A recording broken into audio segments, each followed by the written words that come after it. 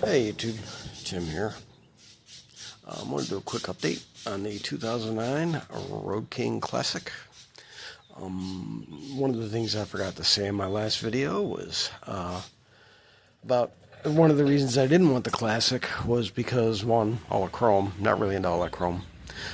Two, the Classic comes with lace-spoked wheels with tubes, and I'm not a fan of that, especially on a touring bike.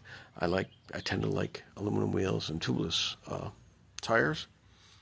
Just for the simple fact I can carry a plug kit with me and a small compressor, and if something happens on the road, like I pick up a nail, at least I have a chance to get myself out of trouble. Quickly plug it, inflate the tire, and get to where I need to go, and get my tire addressed at a later point. That way I'm not sitting on the side of a road waiting for help, which has actually happened on this motorcycle. At about 9,000 miles, I went to Harley-Davidson and purchased the aluminum wheels that would have come on this bike had it been equipped with aluminum wheels. Purchased them brand new and put them on the bike. Put new tires on at the same time. Put new brake rotors on that I got, Drag Specialties brake rotors and hardware. Placed all the bearings, installed all new bearings in the wheels when I put them on. Those are Drag Specialty bearings. And it wasn't long after that if you see, I have a white wall on the back of the bike. Wasn't long after that, picked up two nails right together in my brand new rear tire. So I was able to plug those. I actually didn't know about those until right before a trip I was going to go on. So I plugged them and took a trip with plugs in the tires. I'm not recommending doing that again. I'm no motorcycle expert. I'm no motorcycle technician, so don't take anything I say or do as something you should do. Seek out the advice of a professional, not me. But I did do that. Went to Birmingham, Alabama, and back on with two plugs right next to one another. Had no issue. But I was going to take a trip to Texas, so that white wall tire was available to me free, so I went ahead and put that on for that trip. But the reason for this video is last trip coming back from Florida, Daytona and Ocala, I was hearing a noise in the front end. And these wheel bearings, my right wheel bearing has failed. See if you can hear it. I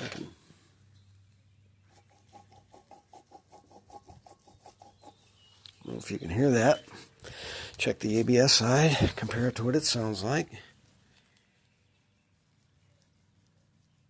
And that's quiet. So, bearing has about 8,600 miles on it.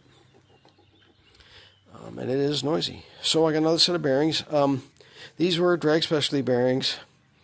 My understanding is it's basically one company making bearings now. It's a Chinese company. I have purchased all balls bearings this time because they are the exact same bearing. And they were cheaper. Don't know if I can find an American bearing for this. If I can, but if you look, you see that number. That mark right there is from me pulling the seal out to see if there's any grease in it, which there was. But it's got the exact same number. It's the exact same bearing. So I'm sure they're all the same. I just paid less money right now for the all balls bearing kit. Would like to find some American ones. But we're going to play with this.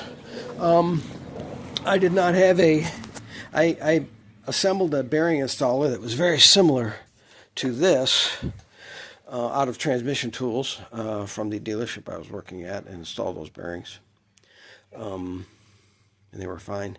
But I did not have a way to remove them correctly, so I just purchased this kit off of Amazon. This is a kit. Relux Go is the company. There's really no instructions. The instructions are minimal. That are in here. They basically show you a quick assembly on how to do this.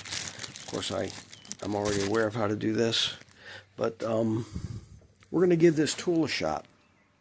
This tool was, I think, $34 on Amazon delivered.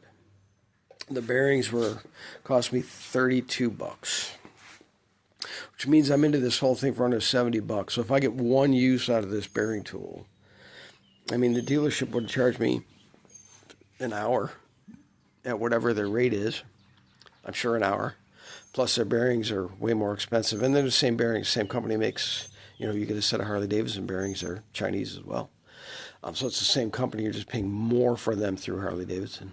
So if I can get a couple of bearing installs out of these, I'm saving a lot of money. I mean, under 70 bucks. I'm putting a set of bearings in a wheel one time. If the tool makes it to another use, it's more than paid for itself. So we're going to give that a go. I'm going to try to get this set up, and we'll try the remover. Nothing is labeled. It comes to do the 3 popular sizes of bearings, which are 3/4, 25 millimeter, and 1 inch. 1 inch is a little bit bigger than 25 millimeter. So we're going to attempt to do this. I'm going to the tool's not super quality that I can see. I think the threads. I can't really focus on that. Anyway, the threads don't look great. The nuts and everything threaded tend to flop around a little bit, so it's a cheap tool. But let's see what happens. I will be lubricating everything. This has become my new favorite lubricant to use in general. So my Ram pickup, that left front door hinge has been noisy since I bought it in 2016. And I've tried every lubricant under the sun. I put gear oil on it. I put white lithium on it. I put silicone, everything under the sun. I could never get that door hinge to shut up. I could have just warranted the door hinge, but it doesn't really bother me that much. But I recently, about a month ago, put this on it, and that door is silent. I love this lube. I just lubed my clutch cable. I can't, but with this, just got it with this PJ1, and I can't believe how easy my clutch pulls now. It's compared to that. But anyway, we're going to get this set up, and we're going to try this tool and pull one, and see if it works. All right, check back with you.